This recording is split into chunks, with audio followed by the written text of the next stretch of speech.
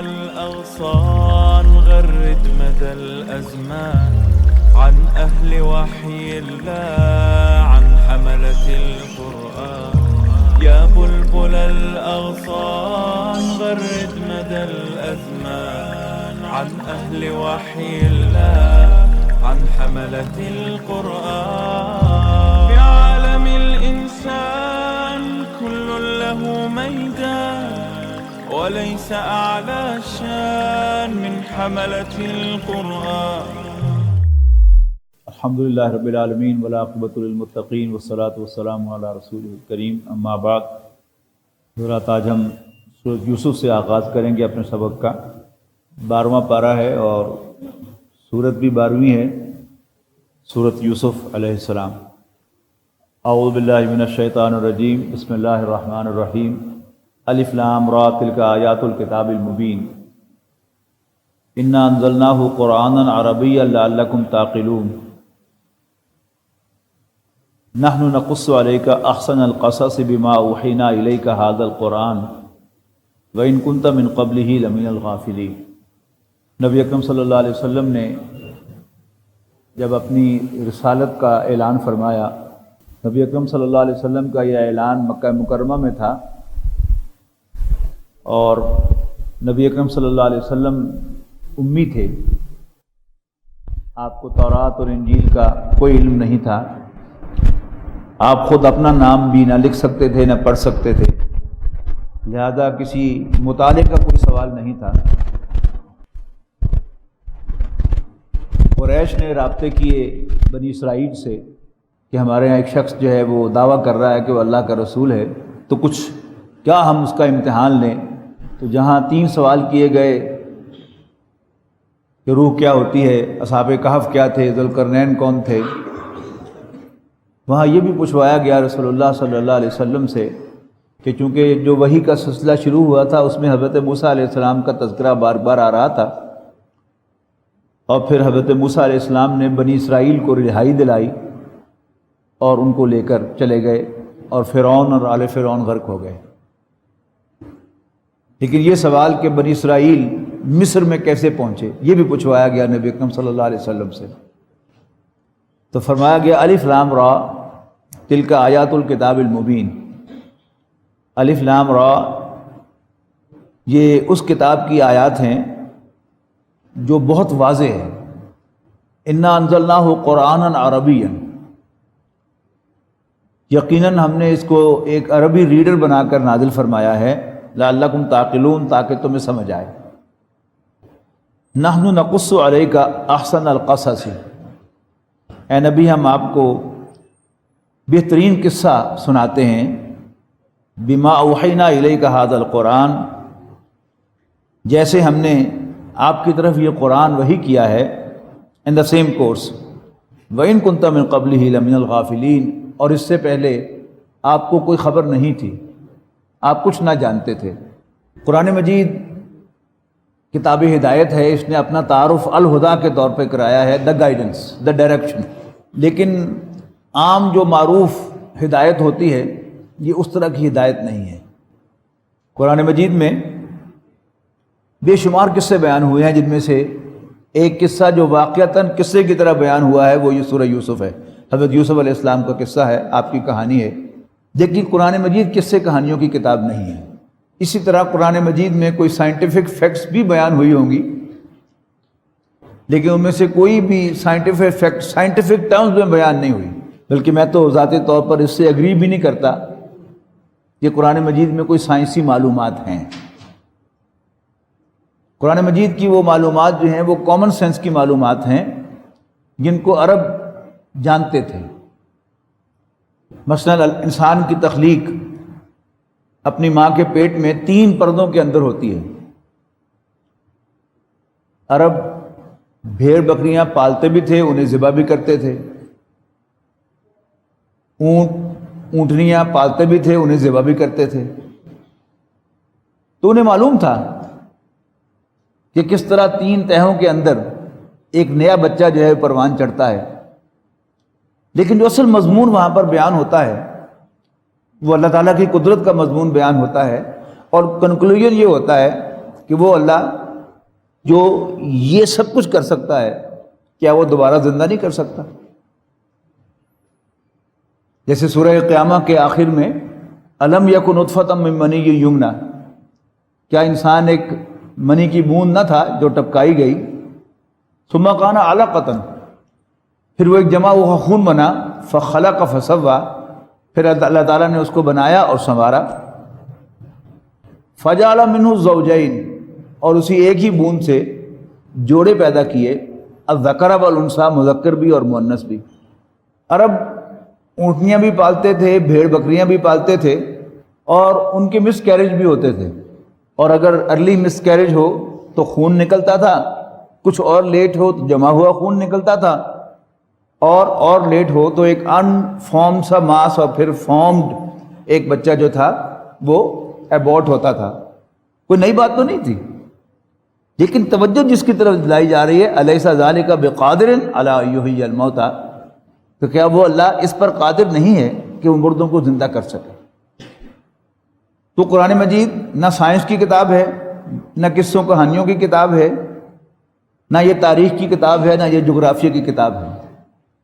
اگرچہ ان تمام موضوعات پر کچھ نہ کچھ انفارمیشن آپ کو ملے گی، اس کے اندر ذکر ملے گا ان کا۔ بعض لوگوں کے لیے شاید وہ انفارمیشن کی حیثیت رکھے اور باقیوں کے لیے اس کی حیثیت انفارمیشن کی نہ ہو، بلکہ ایسا ہو کہ ہاں یس وی نو دیٹ، اور پھر اس کے بعد اللہ تعالیٰ جو کنکلوژن نکالنا چاہتا ہے اس کنکلوژن تک انسان پہنچ جائے، گویا اسے ہدایت مل جائے۔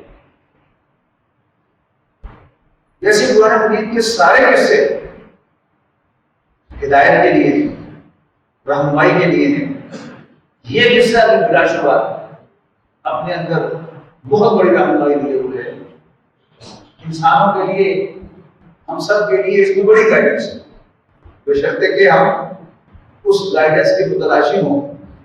اس قصے میں سے، قرآن مجید میں سے ہم اپنا راستہ جو ہدایت کا راستہ ہے وہ ڈھونڈنا ہے۔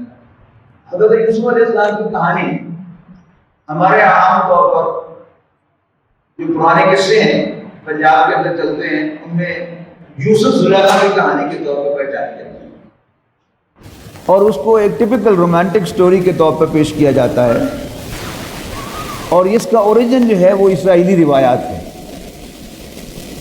یعنی تورات و انجیل کی بنیاد پر جو بنی اسرائیل کے ہاں قصے مشہور ہیں، ہمارے مفسرین نے بھی بعض چیزیں انہی سے لے لی ہیں اور ان کو بیان کر دیا ہے، اور پھر اس قصے کو ایسے پورٹرے کیا جاتا ہے جیسے واقعتاً کوئی لو سٹوری ہو۔ جب قرآن مجید کو آپ ہدایت کی غرض سے پڑھیں گے تو آپ کو محسوس ہوگا کہ یہ بات درست نہیں ہے، یہ قصہ ہرگز کوئی لو سٹوری نہیں ہے۔ باقی اس قصے میں جو عام لو سٹوریز ہوتی ہیں ان کے برعکس معاملہ ہے۔ وہ برعکس معاملہ کیا ہے کہ بالعموم اللہ تعالیٰ نے انسان کو تخلیق کیا ہے حیوانات سے، جمادات سے، نباتات سے مختلف، اور پھر انسانوں کے اندر اللہ تعالیٰ نے جو تقسیم کی ہے، مرد اور عورت کی تقسیم، یہ تقسیم جو ہے یہ صرف داڑھی مونچھ کی یا ایک آدھ عضو کی تقسیم نہیں ہے، کا فرق نہیں ہے، بلکہ یہ دو مختلف وجود ہیں جو اللہ تعالیٰ پیدا کرتا ہے۔ سورہ قیامہ کے آخر میں جو آیات میں نے سنائی ہیں وہ اسی کی طرف اشارہ کرتی ہیں کہ اللہ تعالیٰ نے ایک ہی بوند سے دو مختلف وجود بنا دیے، الذکر والانثی، مرد اور عورت۔ ہر وہ طالب علم جس نے بایولوجی پڑھی ہے اور اس نے سیل کا سٹرکچر بھی پڑھا ہے، اور وہ یہ جانتا ہے کہ کسی بھی زندہ جسم کا وجود سیل سے بنتا ہے، اور سیلز، ہر سیل کے اندر کروموسومز ہوتے ہیں، جس کے اندر یعنی سافٹ فارم کے اندر پورا کا پورا اس سیل کا سٹرکچر موجود ہوتا ہے، اس سیل کا فنکشن موجود ہوتا ہے، جو اتنا چھوٹا ہے کہ عام مائکروسکوپ بھی اس کروموسوم کو دیکھ نہیں سکتی، یعنی الیکٹران مائکروسکوپ میں اس کروموسوم کو دیکھا جا سکتا ہے، لیکن بایولوجی کا اسٹوڈنٹ جانتا ہے کہ انسان کا سارا فنکشن جو ہے وہ ان کروموسومز کی بنیاد پر ہوتا ہے۔ اور یہ جینیٹک انجینئرنگ جو ہم کہتے ہیں، اب یہ ایک بہت بڑی سائنس بن گیا ہے. خود فیصل آباد کے اندر نب جی جو ہے وہ وہی جینیٹک انجینئرنگ سے متعلق ہے کہ گندم کی فصل کو اور دوسرے پھلوں کی فصل کو اس کے اندر الٹریشنز کرنا، یعنی کروموسومز کی لیول پر جا کر اس کی بیماریوں کو کنٹرول کرنا، اس کی افزائش کو بڑھانا، اس کی پروڈکشن کو بڑھانا، یہ سب کیا ہے؟ یہ جینیٹک انجینئرنگ ہے کہ جس کے اندر اس چیز کو کیا جاتا ہے. جب ہم انسان کو جینیٹیکلی دیکھتے ہیں تو انسان کے ہر سیل میں 46 کروموسومز ہوتے ہیں 23 جوڑوں کی شکل میں، 23 پیئرز کی شکل میں. ہر انسان میں، مرد میں بھی اور عورت میں بھی 23 جوڑوں کی شکل میں 46 کروموسومز ہوتے ہیں. وہ جوڑے جو ہیں 22 جو ہیں وہ سیم ہیں مرد اور عورت میں. جن لوگوں نے بایولوجی پڑھی ہے انہیں یہ معلوم ہے کہ انہیں سائنسدان جو ہے وہ ایکس کا نام دیتے ہیں کہ 22 جو جوڑے ہوتے ہیں، 22 جو پیئرز ہوتے ہیں وہ ایکس ہوتے ہیں مرد میں بھی اور عورت میں بھی. لیکن عورت کا 23واں پیئر بھی ایکس ہوتا ہے، جبکہ مرد کا 23واں پیئر جو ہے وہ ایکس وائی ہوتا ہے، اس میں ایک کروموسوم ڈیفرنٹ ہوتا ہے. تو معلوم ہوا کہ مرد اور عورت کے درمیان ہر سیل کی سطح پر 1/46 کا فرق ہے، یعنی 45 کروموسوم سیم ہے مرد اور عورت میں، لیکن 46واں کروموسوم جو ہے مختلف ہے. لیکن انسان کے جسم میں کتنے کروموسومز ہوتے ہیں؟ 28,000 نہیں، ملین نہیں، بلین نہیں، 28 ٹریلین کروموسومز ہوتے ہیں. اور 28 ٹریلین کو آپ 1/46 سے ذرا ضرب دے کر دیکھیں تو آپ کا کمپیوٹر جواب دے جائے گا، آپ کا سیل فون جواب دے جائے گا اس فگر کو کیلکولیٹ کرنے کے لیے. تو گویا ایک مرد اور عورت کے درمیان جینیٹیکل ٹرمز میں اتنا فرق ہے. اب وہ فرق کیا کیا ہوتا ہے اس میں اختلاف ہو سکتا ہے، لیکن بہرحال یہ مانے بغیر کوئی رہ نہیں سکتا کہ man and women are not identical. یہ دونوں ایک جیسے وجود نہیں ہیں، مختلف وجود ہیں. یہ کیا ہے؟ یہ تو ایک سائنٹیفک فیکٹ ہوگی. اس کے بعد پھر غور و فکر ہوگا، اختلاف ہوگا، اس لیے کہ سائنس کی سطح پر یہاں تک کوئی اختلاف نہیں ہے کہ انسان کے جسم میں 46 کروموسوم 23 پیئرز کی شکل میں ہوتے ہیں اور 22 پیئرز سیم ہوتے ہیں اور ایک پیئر جو ہے وہ ڈیفرنٹ ہوتا ہے. تو بہرحال 28 ٹریلین کروموسومز ہیں، تو پھر مرد اور عورت دو آئیڈینٹیکل وجود نہیں ہیں. یعنی جو اپیرنٹلی نظر آتا ہے کہ مرد اور عورت کے درمیان فرق جو ہے وہ داڑھی مونچھ کا اور ایک آدھ عضو کا ہے، اب پتہ چلے گا کہ نہیں، یہ پورا کا پورا وجود مختلف ہے. یعنی یہ میرے سامنے ایک ڈیسک ہے، یہ چپ بورڈ اور لکڑی کا بنا ہوا ہے. ایسا ہی ایک ڈیسک جو ہے وہ آپ کسی اور میٹیریل میں لے آئیں، لوہے میں لے آئیں اور ایسا پینٹ کر دیں، اور وہ آپ فائبر گلاس میں لے آئیں اور ایسا پینٹ کر دیں تو دیکھیں گے ایک جیسے، لیکن ہر چیز مختلف ہوگی. ناک کریں گے تو ڈفرینٹ آواز آئے گی. اسی طرح کنڈکٹیوٹی جو ہے وہ ہیٹ کی، الیکٹریسٹی کی، وہ مختلف ہوگی. کرشنگ اسٹرینتھ مختلف ہوگی، ٹینسائل اسٹرینتھ مختلف ہوگی. کیوں؟ وہ اندر سے آئیڈینٹیکل نہیں ہے. تو ایسے ہی مرد اور عورت کا وجود جو ہے یہ بھی آئیڈینٹیکل نہیں ہے.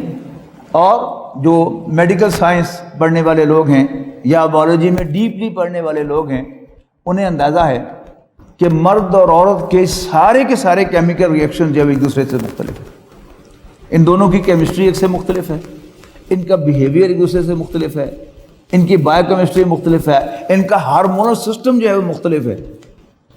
اور جن لوگوں نے میڈیکل سائنس پڑھی ہے، یعنی عورت کا پورا وجود جو ہے وہ ریپروڈکشن کے گرد گھومتا ہے.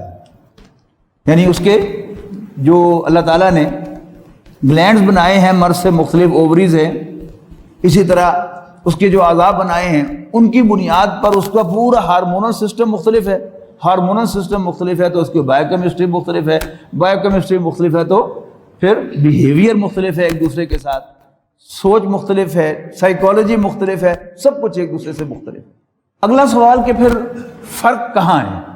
یعنی یہ تو چیزیں تھیں جو میں آپ کو بتائیں، آپ کو متفق علیہ چیزیں جن میں سائنس کی سطح پر کوئی اختلاف نہیں ہے.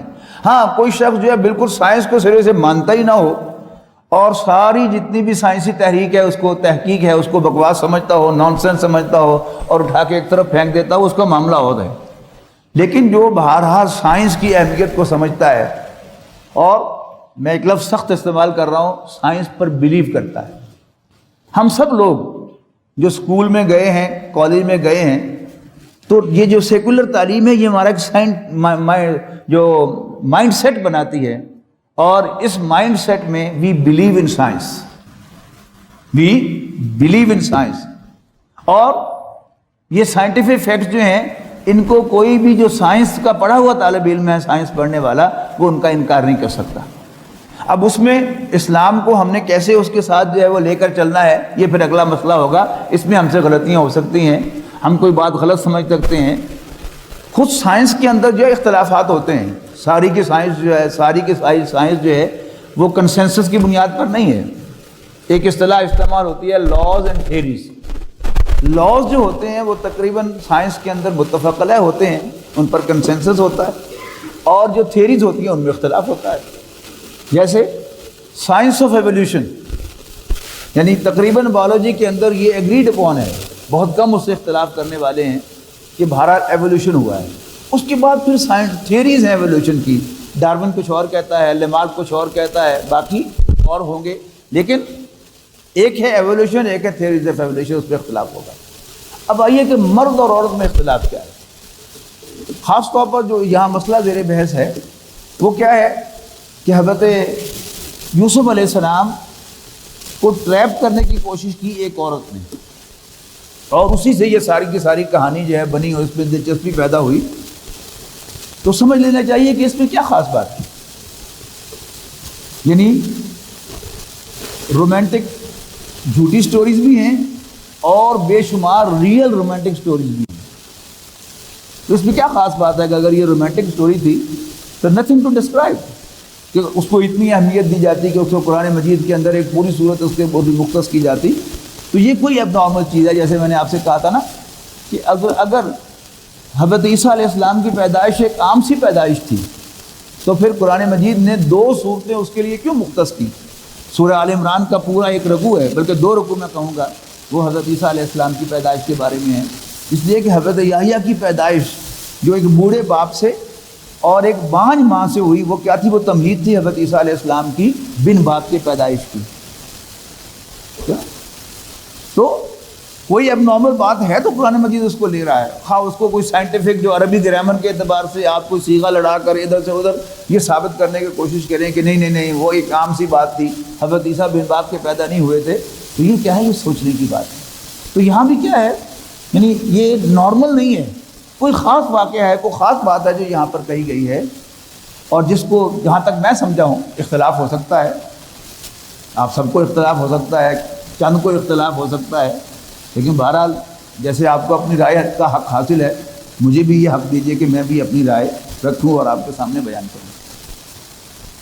مرد اور عورت کے درمیان جو فرق نبی اکرم صلی اللہ علیہ وسلم کی احادیث سے ملتا ہے، نبی اکرم صلی اللہ علیہ وسلم ایک مرتبہ عید کی نماز پڑھا کر واپس جا رہے تھے، تو عورتوں کے انکلوژر کے پاس سے آپ کو تو آپ نے عورتوں کو خطاب کر کے فرمایا، یا معاشر النساء تصدقنا تصدقنا، اے عورتوں صدقہ دیا کرو، صدقہ دیا کرو، میں تمہیں جہنم میں جلتا ہوں۔ عورتوں نے حیران ان کو پوچھا کہ اللہ کے رسول کو، تو آپ نے فرمایا تکثرن اللانا، تم بہت زیادہ لعن طعن کرتی ہو، وتکفرن العشیرہ، اور اپنے شوہروں کی ناچ۔ اور ہر شادی شدہ آدمی اس کا تجربہ رکھتا ہے کہ عورت بگڑ جائے، زبان کھول لے، ایسا معلوم ہوتا ہے کہ بریک ہے ہی اس کے پاس، بولتے چلی جائے گی، کیوں بول سکتی ہے؟ یعنی آپ وہاں سے نکل جائیں تو بات دوسری ہے، لیکن اگر آپ وہاں موجود رہیں گے تو شیور کی بخش نہیں۔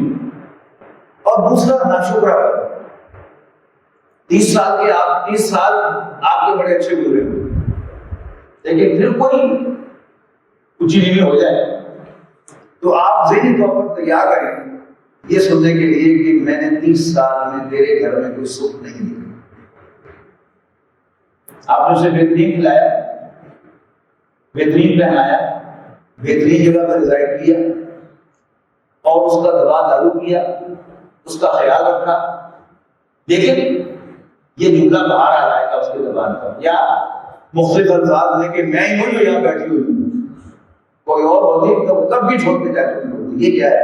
یہ عورت کا ناشکرہ پن ہے، اور نبی اکرم صلی اللہ علیہ وسلم سے بڑھ کر انسان کی نبض پر کسی اور کا ہاتھ نہیں ہو سکتا۔ نمبر ایک، وہ نو انسانی کے ذہین ترین فرد ہے، اور on top of that آپ پر وحی آتی ہے۔ تو آپ نے عورت کو ڈیفائن کیا تو یا کہ تکسرنا لانا بتکسرنا رشینا، اور عورتوں نے پوچھا کہ اللہ کے رسول ایسا کیوں؟ تو آپ نے فرمایا کہ تم دین اور عقل میں ناقص ہو، ناقص العقل والدین، دین میں ناقص۔ عورتوں نے پوچھا اللہ کے رسول وہ کیسے؟ تو آپ نے فرمایا تم دیکھتی نہیں ہو کہ اپنے خاص ایام میں تم نماز نہیں پڑھ سکتی اور تمہیں روزے قضا کرنے پڑتے ہیں،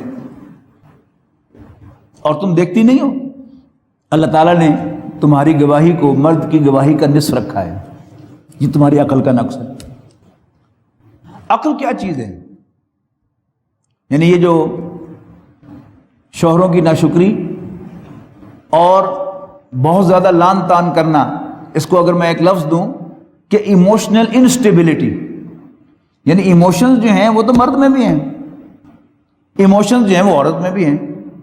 مرد جو ہے وہ اپنے ایموشنز کو کنٹرول کرتا ہے ان کے ایکسپریس کرنے میں، عورت جو ہے اس کی وہ بریک جو ہے ذرا کمزور ہے۔ یہ ایموشنز اور عقل کیا چیز ہے؟ علامہ اقبال کے اشعار میں جا بجا اس کو بیان کیا گیا ہے۔ ایک شعر تو شاید آپ کو بھی یاد ہوگا، بے خطر کود پڑا آتش نمرود میں عشق، عقل ہے محو تماشائے لبے بام بھی، کہ عشق جو ہے اس کی جگہ آپ ایموشنز رکھ لیں۔ آپ میں ایموشنز ہوتے ہیں کہ you can do any thing, یعنی انسان کی ساری موومنٹ جو ہے وہ ایموشنز کی بنیاد پر ہوتی ہے۔ آپ میں جذبہ ابھرے گا تو آپ اٹھیں گے، کام کریں گے، اور جذبہ ٹھنڈا پڑ جائے گا تو آپ بیٹھ جائیں گے۔ تو انسان کی موومنٹ جو ہے وہ ایموشنز کی بنیاد پر ہوتی ہے، جذبات کی بنیاد پر ہوتی ہے، اور جذبات کو بریک لگانے والا جو فینومینن ہے انسان کے اندر وہ عقل کہلاتا ہے، کہ جس میں انسان اپنے جذبات کو بریک لگاتا ہے، انہیں ایکسپریس کرنے سے پہلے ذرا تھوڑا سا سوچتا ہے۔ اور یہ بڑا نمایاں فرق ہے مرد اور عورت کے اندر، اور میں یہی سمجھا ہوں کہ مرد اور عورت میں جو بنیادی فرق ہے وہ عقل کے میگنیچیوڈ کا ہے، مقدار کا ہے۔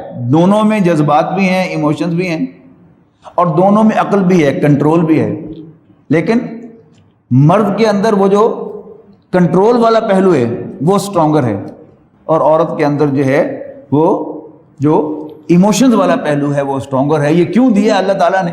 اگرچہ آج کا موضوع نہیں ہے، کہ اللہ تعالیٰ نے چونکہ عورت کے ذمے اولاد کی پرورش لگائی ہے، اور بچے کی پرورش جو ہے وہ ایموشن سے ہو سکتی ہے، عقل سے نہیں ہو سکتی۔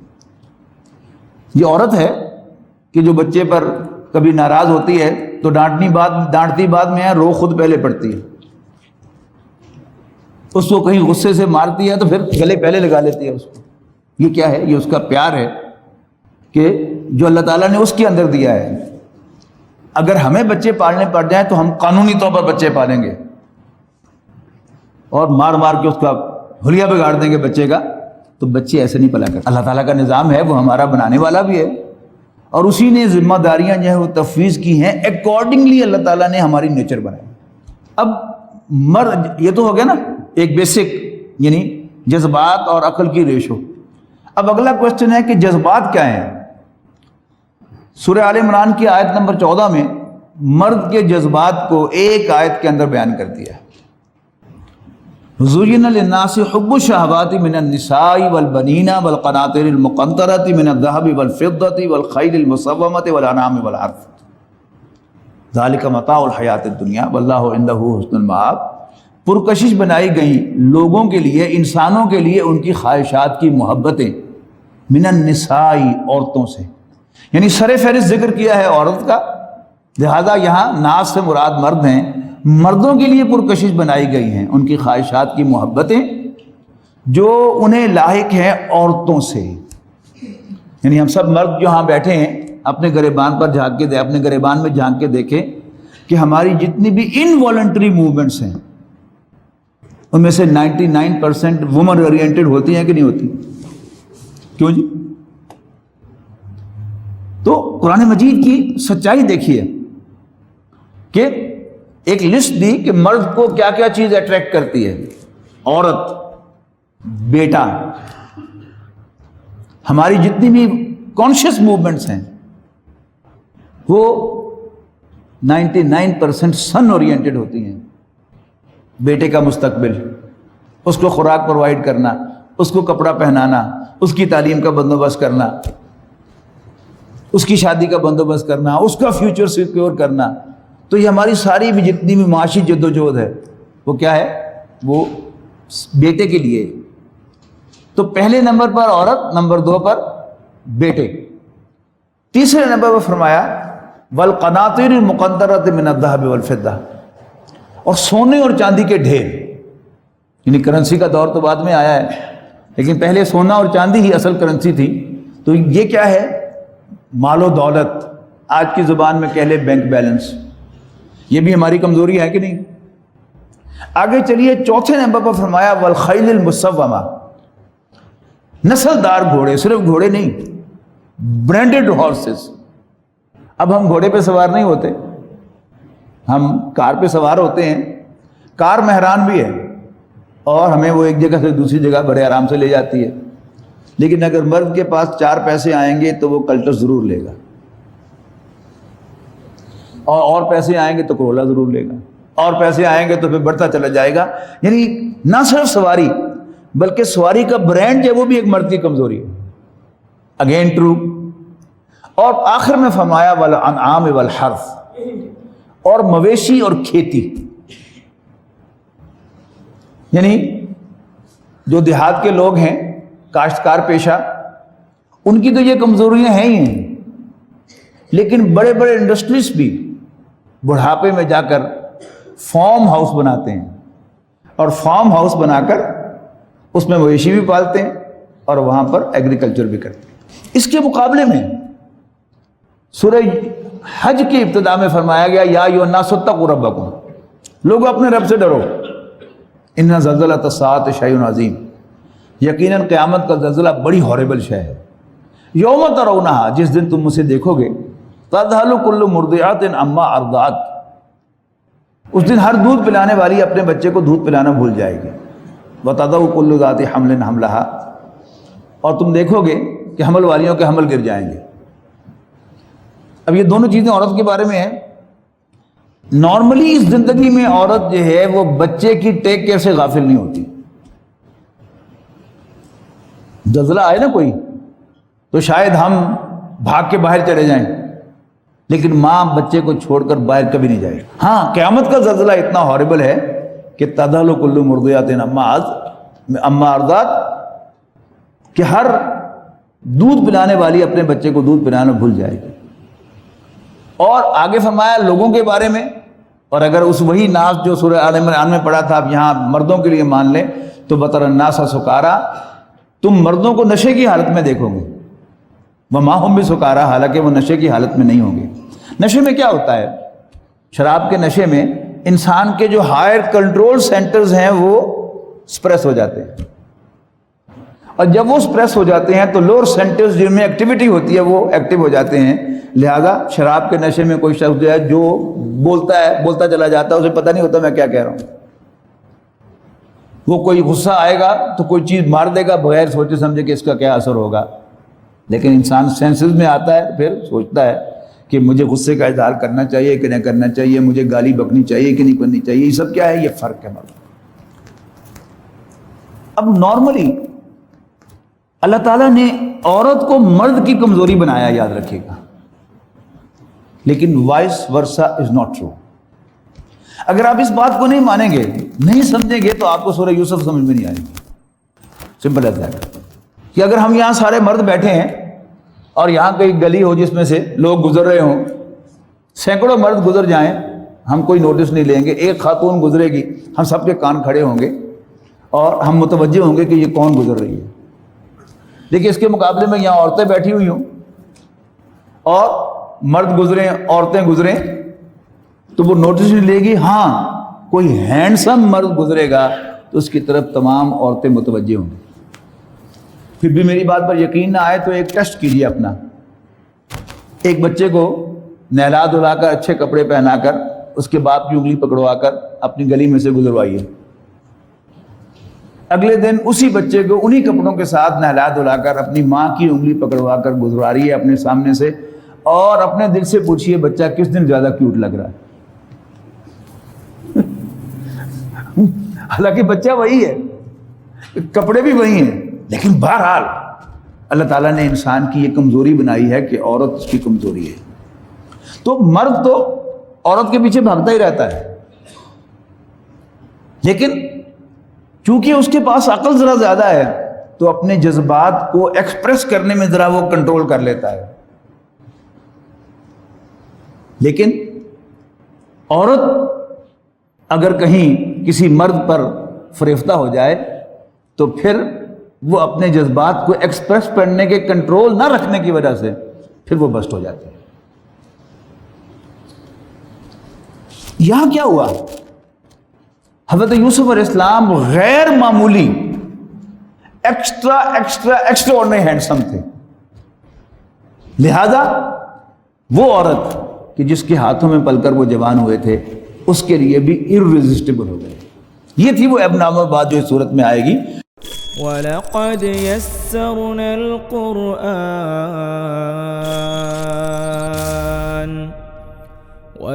يَسَّرْنَا الْقُرْآنَ لِلذِّكْرِ فَهَلْ مِن مُّدَّكِرٍ